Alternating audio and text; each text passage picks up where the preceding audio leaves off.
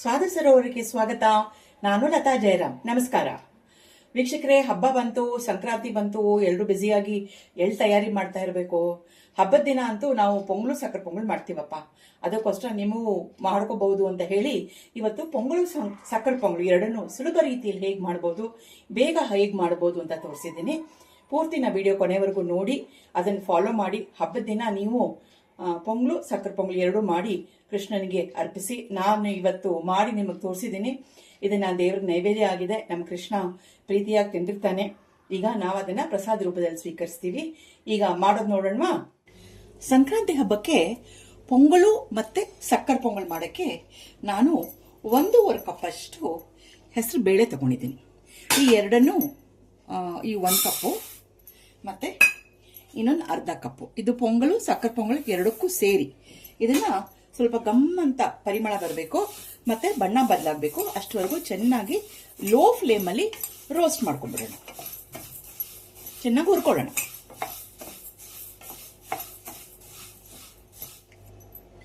ಚೆನ್ನಾಗಿ ಹುರಿದಿದೆ, ಘಮ ಘಮ ಅಂತಿದೆ. ಬಣ್ಣನೂ ಒಂದು ಸ್ವಲ್ಪ ಬದಲಾಗಿದೆ ನೋಡಿ. ಇವಾಗ ಇದನ್ನ ಒಂದು ಬೇರೆ ಪಾತ್ರೆಗೆ ಹಾಕೊಂಡ್ಬಿಟ್ಟು ಒಂದು ಸ್ವಲ್ಪ ತಣ್ಣಗಾಗ್ಲಿ.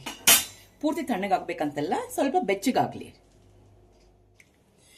ಹೆಸರುಬೇಳೆ ಎಲ್ಲ ಬೆಚ್ಚಗಾಗಿದೆ. ಇವಾಗ ಪೊಂಗಲ್ ಮಾಡೋಕ್ಕೆ ನಾನು ಅರ್ಧ ಕಪ್ ಅಷ್ಟು ಹುರಿದಿರೋ ಹೆಸರುಬೇಳೆ ತಗೋತಾ ಇದ್ದೀನಿ. ಅದನ್ನ ಪಾತ್ರೆಗೆ ಹಾಕೋತಾ ಇದ್ದೀನಿ. ಅದರ ಜೊತೆಗೆ 1 ಕಪ್ ಅಷ್ಟು ಅಕ್ಕಿನೂ ಹೆಸರುಬೇಳೆ ಜೊತೆಗೆ ಹಾಕೊಂಡ್ಬಿಟ್ಟು ಇದನ್ನ ಕ್ಲೀನ್ ಆಗಿ 1-2-3 ಸಲ ತೊಳ್ಕೊಂಡ್ಬಿಡೋಣ. ತಿಳಿ ನೀರು ಬರುವಷ್ಟು ತೊಳ್ಕೊಂಡ್ಬಿಡೋಣ. ಪೊಂಗಲ್ಗೆ ಅಕ್ಕಿ ಮತ್ತೆ ಹೆಸರುಬೇಳೆ ಕ್ಲೀನಾಗಿ ತೊಳ್ಕೊಂಡ್ ಬಂದಿದ್ದೀನಿ. ಈ ಪೊಂಗಲ್ನ ತಮಿಳ್ನಾಡು ಕಡೆನಲ್ಲೆಲ್ಲ ವೆಣ್ ಪೊಂಗಲ್ ಅಂತಾರೆ ನೋಡಿ.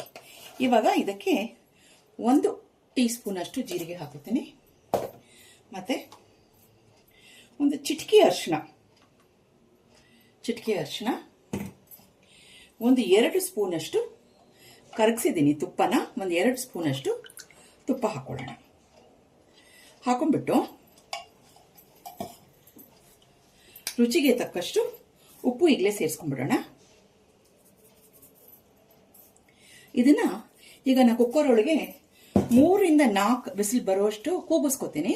ಇದನ್ನ ಈ ಪಾತ್ರೆಯಲ್ಲಿ ಇಡೋದಿಲ್ಲ, ನಾ ಡೈರೆಕ್ಟ್ ಕುಕ್ಕರ್ ಬಾಡಿಗೆ ಹಾಕ್ಬಿಡ್ತೀನಿ. ಹಾಕಿ ಕೂಗಿಸ್ಕೊಳ್ಳೋಣ. ಇವಾಗ ಪೊಂಗಲ್ಗೆ ಕುಕ್ಕರ್ಗೆ ಹಾಕೊಂಡಿದ್ದೀನಿ, ಬಾಡಿಗೆ ಹಾಕೊಂಡ್ಬಿಟ್ಟಿದ್ದೀನಿ. ನೀರಿನ ಅಳತೆ ನಾ ಕಪ್ ಅಳತೆ ಇಟ್ಕೊಂಡಿದ್ದಲ್ಲ, ಆ ಕಪ್ಪಲ್ಲಿ ನಾ ಹಾಕಿರೋ ಹೆಸರುಬೇಳೆ ಅಕ್ಕಿ ಪ್ರಮಾಣಕ್ಕೆ 5 ಕಪ್ ಅಷ್ಟು ನೀರು ಸೇರಿಸ್ಕೊಂಡಿದ್ದೀನಿ. ಇವಾಗ ಮುಚ್ಚಿಟ್ಬಿಟ್ಟು 3-4 ಸಲ ಕೂಗಿಸ್ಕೊಂಡ್ಬಿಡೋಣ. ಕುಕ್ಕರ್ 4 ವಿಸಿಲ್ ಕೂಗ್ತು, ಪ್ರೆಷರ್ ಇಳಿದಿದೆ. ಇವಾಗ ನಾನು ತೆಗೆದಿದ್ದೀನಿ ನೋಡಿ, ಎಷ್ಟು ಪರ್ಫೆಕ್ಟ್ ಆಗಿ ಬೆಂದಿದೆ. ಓಕೆ, ತುಂಬಾ ನೀರಾಗೂ ಇಲ್ಲ, ತುಂಬಾ ಗಟ್ಟಿಯಾಗೂ ಇಲ್ಲ. ಇವಾಗ ಇದಕ್ಕೆ ನಾನು ಒಂದು ಪೂರ್ತಿ ಕೊಬ್ಬರಿ ತಗೊಂಡು ಅರ್ಧ ಗಟ್ಟಿ ಕೊಬ್ಬರಿ ಪೊಂಗಲ್ಗೆ, ಇನ್ನು ಅರ್ಧನ ಸಕ್ಕರೆ ಪೊಂಗಲ್ಗೆ ತುರಿದಿಟ್ಕೊಂಡಿದ್ದೀನಿ. ಈ ಕೊಬ್ಬರಿನೆಲ್ಲ ಇದಕ್ಕೆ ಹಾಕಿ ಒಂದ್ಸಲ ಮಿಕ್ಸ್ ಮಾಡೋಣ. ನಿಮಗೆ ರುಚಿಗೆ ಅನುಸಾರವಾಗಿ ಇಂಗು ಹಾಕೊಳ್ಳೋಣ. ನಾ ಗಟ್ಟಿ ಇಂಗನ್ನ ಕರಗಿಸ್ಕೊಂಡು ಇಟ್ಕೊಂಡಿದ್ದೀನಿ. ಅದನ್ನ ಇದಕ್ಕೆ ಸ್ವಲ್ಪ ಇಂಗು ಜಾಸ್ತಿ ಇದನ್ನೇ ಚೆನ್ನಾಗಿರುತ್ತೆ, ಪ್ರಾಧಾನ್ಯವಾಗಿದ್ರೆ ಚೆನ್ನಾಗಿರುತ್ತೆ. ಇದನ್ನು ಹಾಕಿ ಮಿಕ್ಸ್ ಮಾಡೋಣ. Ing is king. Yes, always. ಪೊಂಗಲ್ಗೆ ಇವಾಗ ಒಗ್ಗರಣೆ ಕೊಡಬೇಕು. ಒಗ್ಗರಣೆಗೆ ನಾನು 1.5 ಸ್ಪೂನ್ಸ್, 1 ಟೀ ಸ್ಪೂನ್ ಅಷ್ಟು ಮೆಣಸು, 2 ಟೀ ಸ್ಪೂನ್ ಅಷ್ಟು ಜೀರಿಗೆ. ಇದನ್ನ ಕುಟ್ಟಾಣಿನಲ್ಲಿ ತರ್ತರಿಯಾಗಿ ಮೊದಲು ಕುಟ್ಕೊಂಡ್ಬಿಡೋಣ. ಆಮೇಲೆ ತುಪ್ಪದಲ್ಲಿ ಇದರ ಜೊತೆಗೆ ಗೋಡಂಬಿ, ಕೊಬ್ಬರಿ ಪೀಸ್ಗಳೆಲ್ಲ ಸೇರಿಸಿ ಒಗ್ಗರಣೆ ಹಾಕೋಣ. ಒಗ್ಗರಣೆ ಹಾಕೊಳಕ್ಕೆ ಇವಾಗ ಬಾಣಲೆ ಕಾದಿದೆ. ನಾವೊಂದು 6 ಟೇಬಲ್ ಸ್ಪೂನ್ ಅಷ್ಟು ತುಪ್ಪ ತಗೊಂಡಿದ್ದೀನಿ. ಸ್ವಲ್ಪ ಪೊಂಗಲಿಗೆ ತುಪ್ಪ ಜಾಸ್ತಿ ಹಾಕಿದ್ರೆ ಚೆನ್ನಾಗಿರುತ್ತೆ. ನಿಮಗಿಷ್ಟು ಬೇಡ ಅನ್ಸಿದ್ರೆ ಬೇಕಾದ್ರೆ ನೀವು ಕಡಿಮೆ ಹಾಕೋಬಹುದು. ಚೆನ್ನಾಗಿ ರುಚಿ ಇರುತ್ತೆ. ಯಾಕಂದ್ರೆ ಬೇರೆ ಏನು ಅಷ್ಟೇನು ಜಿಡ್ಡಿನ ಅಂಶ ಏನು ಹಾಕಿಲ್ಲ ನಾವು. ಇದಕ್ಕೆ ಬೇಯಿಸ್ಬೇಕಾದ್ರೆ ಒಂಚೂರು ಹಾಕಿದಷ್ಟೇ. ಸ್ವಲ್ಪ ತುಪ್ಪ ಕಾಯಿಲಿ. ತುಪ್ಪ ಕಾದಿದೆ. ಈಗ ನಾ ಮೆಣಸು ಜೀರಿಗೆ ತಗೊಂಡಿದ್ನಲ್ಲ, ಅದನ್ನ ತರ್ತರಿಯಾಗಿ ಸ್ವಲ್ಪ ಕುಟ್ಟಾಣಿನಲ್ಲಿ ಪುಡಿ ಮಾಡ್ಕೊಂಡಿದ್ದೀನಿ. ಅದನ್ನ ಸೇರಿಸ್ಕೊಂಡ್ಬಿಡೋಣ.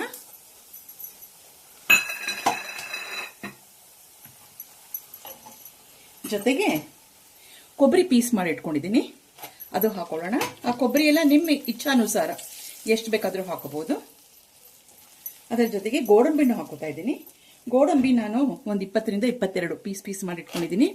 ಅದು ನಿಮ್ಮ ಇಚ್ಛಾನುಸಾರ ಎಷ್ಟು ಬೇಕಾದರೂ ಹಾಕೋಬಹುದು.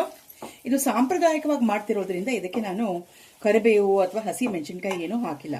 ಹೋಟ್ಲಲ್ಲಿ ಹೋದ್ರೆ ನಿಮಗೆ ಇನ್ನೂ ಸ್ವಲ್ಪ ನೀರಾಗಿರುತ್ತೆ. ಮತ್ತೆ ಹಸಿ ಮೆಣಸಿನ್ಕಾಯಿ ಉದ್ದುದ್ದಾಗಿ ಸೀಳು ಹಾಕಿರ್ತಾರೆ, ಕರಿಬೇವಿರುತ್ತೆ, ಕೆಲವೊಬ್ರು ಕೊತ್ತಂಬರಿ ಸೊಪ್ಪು ಹಾಕ್ತಾರೆ. ಇದೇನೂ ಇಲ್ಲದೆ ಹಬ್ಬಕ್ಕೆ ನಾವು ದೇವ್ರ ನೈವೇದ್ಯಕ್ಕೆ ಮಾಡೋಕ್ಕೆ ಈ ರೀತಿ ಮಾಡಿಕೊಂಡ್ರೆ ಚೆನ್ನಾಗಿರುತ್ತೆ.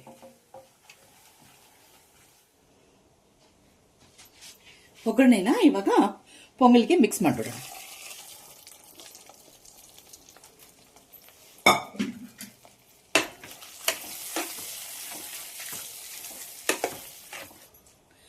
ಸೊ ವೀಕ್ಷಕರೇ, ನಮ್ಮ ಹಬ್ಬಕ್ಕೆ ಪೊಂಗಲ್ ರೆಡಿ ಆಯಿತು. ಸುಲಭವಾಗಿ ಮಾಡ್ಕೋಬಹುದು. ನೀವು ಇದೇ ರೀತಿ ಮಾಡಿ ದೇವರಿಗೆ ನೈವೇದ್ಯ ಮಾಡಿ. ಇವತ್ತು ನಮ್ಮಲ್ಲಿ ಅಯ್ಯಂಗಾರ್ಸಲ್ಲಿ ಇವತ್ತು ಕೂಡಾರ ಬೆಲ್ಲಂ ಅಂತ ಹೇಳ್ತೀವಿ ನಾವು.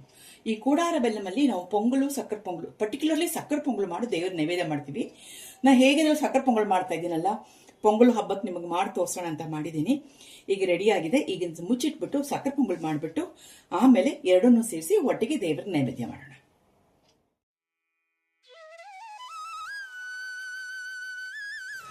ಸಕ್ಕರೆ ಪೊಂಗಲ್ ಮಾಡೋಕ್ಕೆ ಸ್ವಲ್ಪ ಹೆಸರು ಬೇಳೆ ಜಾಸ್ತಿ. ಪೊಂಗಲ್ಗೆ ಅರ್ಧ ಕಪ್ ತಗೊಂಡಿದ್ರೆ ಇದಕ್ಕೆ 3/4 ಆಲ್ಮೋಸ್ಟ್ ಆಲ್ 1 ಕಪ್ ಅಷ್ಟು ಹುರಿದಿರೋ ಹೆಸರು ಬೇಳೆ ತಗೋತಾ ಇದ್ದೀನಿ. ಮತ್ತು ಅಕ್ಕಿ ಮಾತ್ರ ಒಂದು ಅರ್ಧ ಕಪ್ ಅಷ್ಟು ತಗೋತಾ ಇದ್ದೀನಿ. ಇದನ್ನು ಕೂಡ ಚೆನ್ನಾಗಿ ಮಿಕ್ಸ್ ಮಾಡಿಬಿಟ್ಟು ಕ್ಲೀನಾಗಿ ಒಂದು 2-3 ಸಲ ತೊಳೆದ್ಬಿಟ್ಟು ತಿಳಿ ನೀರು ಬರುವಷ್ಟವರೆಗೂ ತೊಳ್ಕೊಂಡ್ಬಿಡೋಣ. ಸಕ್ಕರೆ ಪೊಂಗಲ್ಗೆ ಅಕ್ಕಿ ಹೆಸರು ಬೇಳೆ ತೊಳ್ಕೊಂಡಿದ್ದೀನಿ, ತಿಳಿ ನೀರು ಬರೋಷ್ಟು ತೊಳೆದಿದ್ದೀನಿ. ಇವಾಗ ಇದಕ್ಕೆ ಒಂದು ಚಿಟಿಕೆಯಷ್ಟು ಅರಿಶಿನ ಹಾಕೋಣ. ಅದು ಬಿಟ್ಟರೆ ಮತ್ತೇನು ಹಾಕೋದು ಬೇಡ. ಇವಾಗ ಏನು ತುಪ್ಪ ಹಾಕೋದು ಬೇಡ ಇದಕ್ಕೆ. ಇದನ್ನು ಕೂಡ ಡೈರೆಕ್ಟ್ ಆಗಿ ಕುಕ್ಕರ್ ಬಾಡಿನಲ್ಲಿ ಒಂದು 3 ರಿಂದ 4 ವಿಸಿಲ್ ಬರುವಷ್ಟು ಕೂಗಿಸ್ಕೊಳ್ಳೋಣ. ಸಕ್ಕರೆ ಪೊಂಗಲ್ಗೆ ಅಕ್ಕಿ ಹೆಸರುಬೇಳೆ ಮಿಶ್ರಣ ನಾನು ಡೈರೆಕ್ಟಾಗಿ ಕುಕ್ಕರ್ ಬಾಡಿಗಳು ಹಾಕೊಂಡಿದ್ದೀನಿ. ಇದಕ್ಕೆ ನಾ ತಗೊಂಡಿರೋ ಅಕ್ಕಿ ಮತ್ತು ಹೆಸರುಬೇಳೆ ಅಳತೆಗೆ 2.5 ಕಪ್ಪಿಂದ 3 ಕಪ್ ಅಷ್ಟು ನೀರು ಸೇರಿಸ್ಕೊಂಡಿದ್ದೀನಿ. ಯಾಕಂದರೆ ಆಮೇಲೆ ಬೆಲ್ಲದ ಸಿರಪ್ಪು ಬೇರೆ ಹಾಕ್ತೀವಲ್ಲ, ಹಾಗಾಗಿ ಇದಕ್ಕೆ ಪೊಂಗಲ್ ಅಷ್ಟು ನೀರು ಬೇಕಾಗಿಲ್ಲ. ಇವಾಗ ಇದನ್ನು 3 ರಿಂದ 4 ವಿಸಿಲಷ್ಟು ಹೊತ್ತು ಕೂಗಿಸ್ಕೊಳ್ಳೋಣ. ಈ ಕುಕ್ಕರ್ ಕೂಗಿಸಿ ಪ್ರೆಷರ್ ಇಳಿಯುವ ಹೊತ್ತೊಳಗೆ ನಾವು ಸಕ್ಕರೆ ಪೊಂಗಲ್ಗೆ ಒಂದು ಸ್ವಲ್ಪ ಬೆಲ್ಲದ ಸಿರಪ್ ರೆಡಿ ಮಾಡ್ಕೊಂಡ್ಬಿಡೋಣ. ಬೆಲ್ಲ ತಗೊಂಡಿದ್ದೀನಿ, ಒಂದ್ಸಲ ತೊಳೆದಿಟ್ಕೊಂಡಿದ್ದೀನಿ. ಇದನ್ನ ಈ ಕಡೆ 2 ಕುಕ್ಕರ್ಗಳು ಕೂಗ್ಲಿ, ಅದ್ರ ಜೊತೆಗೆ ಬೆಲ್ಲನೂ ಕರಗಿಸ್ಕೊಳ್ಳೋಣ. ಸೊ ದಟ್ ಕೆಲಸಗಳು ಬೇಗ ಬೇಗ ಆಗೋಹಂಗಾಗ್ಲಿ ಅಂತ ಸ್ವಲ್ಪ ನೀರು ಹಾಕಿ ಕರಗಿಸ್ಕೊತೀನಿ. ಸಕ್ಕರೆ ಪೊಂಗಲು ಚೆನ್ನಾಗಿ ಬೆಂದಿದೆ, ಕಾಳಾಗಿದೆ. ಇದನ್ನ ಇವಾಗ ಒಂದು ಸ್ವಲ್ಪ ಮ್ಯಾಶ್ ಮಾಡ್ಕೊಂಡ್ಬಿಡೋಣ. ಸ್ವಲ್ಪ ಸಕ್ಕರೆ ಪೊಂಗಲು ಮ್ಯಾಶ್ ಆದರೆ ಇನ್ನೂ ಚೆನ್ನಾಗಿರುತ್ತೆ. ಹಾಗಾಗಿ ಒಂಚೂರು ಮ್ಯಾಶ್ ಮಾಡ್ಕೊಳ್ಳೋಣ. ಬೆಲ್ಲನೆಲ್ಲ ಕರಗಿಸ್ಕೊಂಡು ಸೋದಿಸ್ಕೊಂಡು ಇಟ್ಕೊಂಡಿದ್ದೀನಿ. ಇದು ಮ್ಯಾಶ್ ಆದಮೇಲೆ ಬೆಲ್ಲ ಜೊತೆಗೆ ಸೇರಿಸ್ಕೊಂಡ್ಬಿಡೋಣ. ಮ್ಯಾಶ್ ಆಗಿದೆ. ಇವಾಗ ಸೋದಿಸ್ಕೊಂಡಿರೋ ಬೆಲ್ಲನ ಇದಕ್ಕೆ ಹಾಕೊಂಡ್ಬಿಡೋಣ. ಗ್ಯಾಸ್ ಹಚ್ಕೊಂಡಿದ್ದೀನಿ. ಇವಾಗ ಈ ಬೆಲ್ಲದ ಜೊತೆಗೆ ಈ ಅನ್ನ, ಬೆಂದಿರೋ ಅನ್ನ ಮತ್ತು ಹೆಸರುಬೇಳೆ ಚೆನ್ನಾಗಿ ಮಿಕ್ಸ್ ಆಗಬೇಕು. ಸಣ್ಣ ಕುದಿ ಬರಬೇಕು.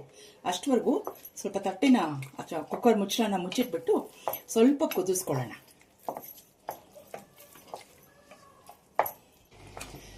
ಚೆನ್ನಾಗಿ ಕುದೀತಾ ಇದೆ. ಗ್ಯಾಸ್ ಸಣ್ಣ ಮಾಡ್ಕೊಬಿಡಿ. ಇವಾಗ ಇದಕ್ಕೆ ಒಂದು ಸ್ವಲ್ಪ ಕೊಬ್ಬರಿ ಹಾಕೊಳ್ಳೋಣ. ಕೊಬ್ಬರಿ ಹಾಕೊಂಡು ಮಿಕ್ಸ್ ಮಾಡಿ ಮತ್ತೆ ಒಂದು ಸ್ವಲ್ಪ 2 ನಿಮಿಷದಷ್ಟೊತ್ತು ಕೊಬ್ಬರಿದು ಜಿಡ್ಡಿನ ಅಂಶ ಎಲ್ಲ ಜೊತೆಗೆ ಸೇರ್ಕೋಬೇಕು. ಅಷ್ಟವರೆಗೂ ಸ್ವಲ್ಪ ಮತ್ತೆ ಕುದಿಸೋಣಂತೆ. ಕೊಬ್ಬರಿ ಜೊತೆಗೆ ಚೆನ್ನಾಗಿ ಮಿಕ್ಸ್ ಆಗಿದೆ. ಇವಾಗ 1 ಕಪ್ ಅಷ್ಟು ತುಪ್ಪ ಇಟ್ಕೊಂಡಿದ್ದೀನಿ. ಆ ತುಪ್ಪನ ಸ್ವಲ್ಪವಾಗಿ ಇದಕ್ಕೆ ಸೇರಿಸೋಣ. ಸೇರಿಸಿ ಹಾಗೆ ಮಿಕ್ಸ್ ಮಾಡ್ತಾ ಇರೋಣ. ತುಪ್ಪದಲ್ಲಿ ಚೆನ್ನಾಗಿ ಹುರಿಬೇಕಿದು. ಅದು ಹುರಿದಷ್ಟು ರುಚಿ ಜಾಸ್ತಿ ಇರುತ್ತೆ.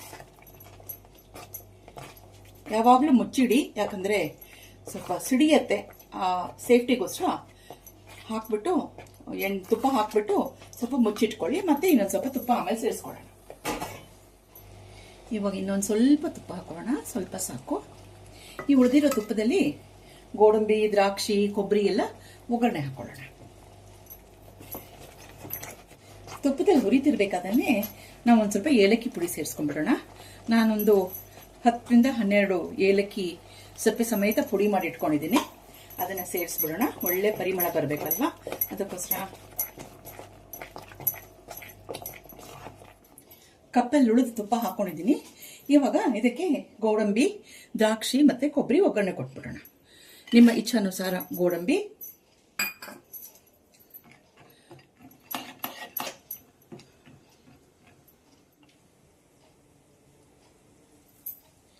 ಹುರಿತಾ ಇದೆ. ಇವಾಗ ದ್ರಾಕ್ಷಿ, ಅದು ನಿಮ್ಮ ಇಷ್ಟದಂತೆ ಹಾಕೋಬಹುದು ನೀವು. ಸ್ವಲ್ಪ ದ್ರಾಕ್ಷಿ ದಪ್ಪ ಆಗಲಿ. ದ್ರಾಕ್ಷಿ ಚೆನ್ನಾಗಿ ಹುರಿದಿದೆ. ಇವಾಗ ಒಂದು ಸ್ವಲ್ಪ ಕೊಬ್ಬರಿ ಚಿಕ್ಕ ಚಿಕ್ಕ ಪೀಸ್ ಮಾಡಿ ಇಟ್ಕೊಂಡಿದ್ದೀನಿ, ಅದನ್ನು ಹಾಕೊಂಡ್ಬಿಡೋಣ. ಹಾಕೊಂಡ್ರೆ ಅದು ತಿನ್ಬೇಕಾದ್ರೆ ಬಾಯಿಗೆ ಸಿಗುತ್ತೆ, ತುಂಬಾ ಚೆನ್ನಾಗಿರುತ್ತೆ. ಮತ್ತೆ ಕೊಬ್ಬರಿ ಘಮನೂ ಇರುತ್ತೆ.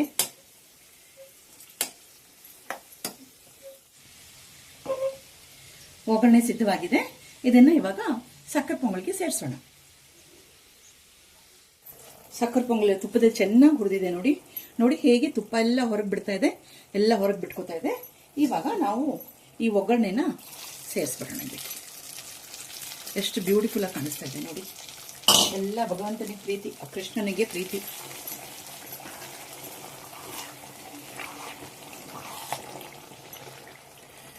ವೀಕ್ಷಕರೇ, ಸಕ್ಕರೆ ಪೊಂಗಲು ರೆಡಿ ಆಯ್ತು. ಎಷ್ಟು ಜಿಡ್ಡು ಬಿಟ್ಕೊಂಡಿದೆ ನೋಡಿ. ಇವಾಗ ಗ್ಯಾಸು ಆಫ್ ಮಾಡಿಬಿಡ್ತೀನಿ. ಮತ್ತೆ ಪೊಂಗಲ್ ಒಂದು ಸ್ವಲ್ಪ ಮಟ್ಟಿಗೆ ತಣ್ಣಗಾಗಿದೆ. ಈ ಸಕ್ಕರೆ ಪೊಂಗಲು ಸ್ವಲ್ಪ ತಣ್ಣಗಾದ್ಮೇಲೆ ಕೃಷ್ಣನಿಗೆ ಅರ್ಪಿಸ್ಬಿಟ್ಟು ಆಮೇಲೆ ಅದನ್ನ ನಾವು ಪ್ರಸಾದ ರೂಪದಲ್ಲಿ ಸ್ವೀಕರಿಸ್ತೀವಿ. ಸುಲಭವಾಗಿ ಮಾಡ್ಕೋಬಹುದು. ಈ ಸಂಕ್ರಾಂತಿಗೆ ಇದೇ ರೀತಿಯಾಗಿ ಸುಲಭವಾಗಿ ಆಗೋಗುತ್ತೆ. ಒಂದ್ ಸ್ವಲ್ಪ ನೀವು ಕೊಬ್ಬರಿ ಎಲ್ಲ ತುರಿದಿಟ್ಕೊಳ್ಳೋದೊಂದೇ ನಿಮಗೆ ಸಮಯ ತಗೊಳುತ್ತೆ.